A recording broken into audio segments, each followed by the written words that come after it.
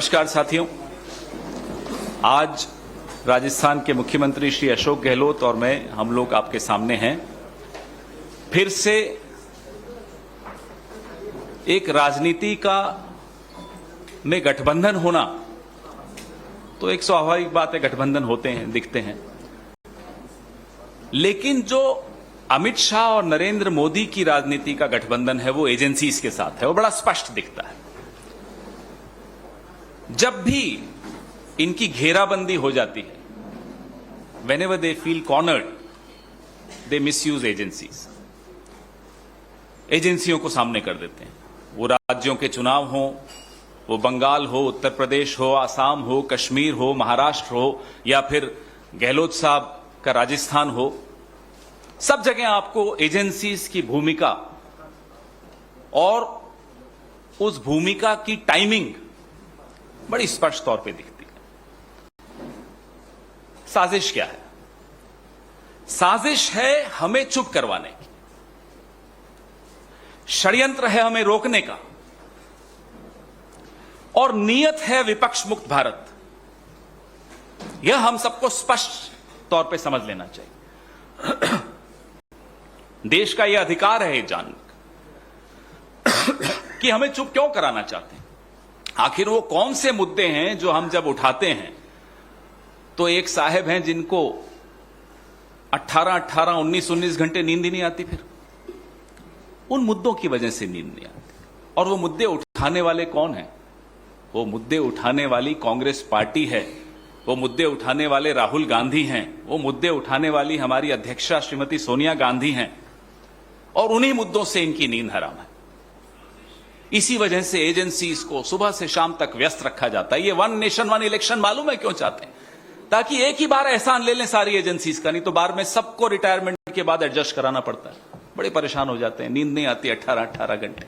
ये स्थिति है हमारे प्रधानमंत्री की। हम कर क्या रहे हैं? हम तो सिर्फ प्रधानमंत्री को उनके अपने पुराने भाषण सुना देते हैं। डॉलर पे, पेट्रोल पे, बेरोजगारी पे, चीन पे, पाकिस्तान पे, तमाम भाषण जो ये 2014 से पहले देते थे, अब हम उन्हें सुना देते हैं। सर इनका शर्म से झुक जाता है, और झुकना भी चाहिए। हम सिर्फ आपको आपका राजधर्म याद दिलाते हैं, उसमें भी ये परेशान हो जाते हैं। प्रधानमंत्री जी भूल जाते हैं कि कांग्रेस के बारे में जो इन्होंने धारणा बनाई, या कांग्रेसियों के बारे में जो इन्होंने धारणा बनाई, ये उन कांग्रेसियों को देखकर बनाई जिनको ये हमारे यहां से ले गए हैं। वो धारणा गलत है। गांधी परिवार और कांग्रेस पार्टी की तासीर समझने में नरेंद्र मोदी और अमित शाह को कई जन्म लेने पड़ जाएंगे। They'll have to be reborn several times to understand what the Congress party is and what the Gandhi family is.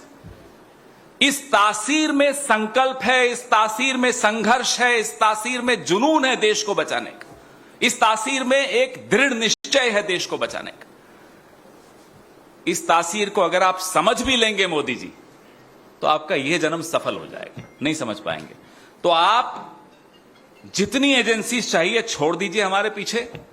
हम चुप नहीं होंगे, हम पीछे नहीं हटेंगे, हम डर के घर बैठने वालों में से नहीं हैं। अगर आपको कोई शक है तो जाइए अंग्रेजों से पूछ लीजिए। मैं मेरे वरिष्ठ नेता और राजनीति में मेरे गुरु श्री अशोक गहलोत जी से आग्रह करूंगा कि अपने विचार आपके सामने रखें।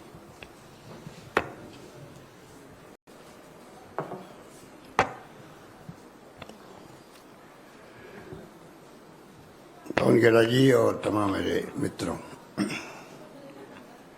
जैसा आप सबको मालूम है कि आज ईडी ने पिछली बार राहुल गांधी जी को बुलाया था और 5 दिन तक 50 घंटे से अधिक समय तक उनको पूछताछ करी। पूरा देश देख रहा था। और आज सोनिया गांधी जी को बुलाया है, जिसके बारे में पूरा मुल्क जानता है कि वो समाप्त हो गए उनके लिए।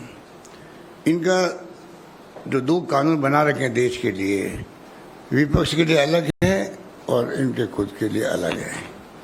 इस प्रकार आज ये मुल्क चल रहा है और ऐसा केस हाथ में लिया गया है जो जिसका हक है ही नहीं। ईडी को मनी लॉन्ड्रिंग कहाँ हुई है? ईडी को चाहिए एक प्रेस कॉन्फ्रेंस करे, देश को बताए हम राहुल गांधी को, सोनिया गांधी जी को क्यों बुला रहे हैं, इनके ऊपर अमुक अमुक आरोप इस प्रकार के जो कि ईडी में आते हैं। आज ईडी को जिस रूप में मिसयूज कर रहे हैं सरकारों को बदलने के लिए, ये खतरनाक ट्रेंड है।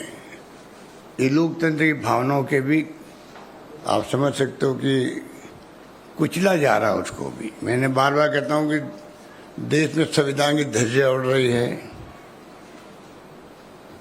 देश में लोकतंत्र खतरे में है, ये उसके उदाहरण है। इस रूप में आज ये मुल्क चल रहा है। लोग, पूरे देश के लोग डरे हुए हैं, सहमे हुए हैं और घुटन महसूस कर रहे हैं। देश के अंदर घुटन महसूस कर रहे हैं। ये समझ नहीं पा रहे हैं, इनको नहीं एहसास है कि कभी जनता का मूड बदल भी सकता है। अभी आपने हिंदुत्व के नाम पे जो हर व्यक्ति के धर्म की बात आती है तो व्यक्ति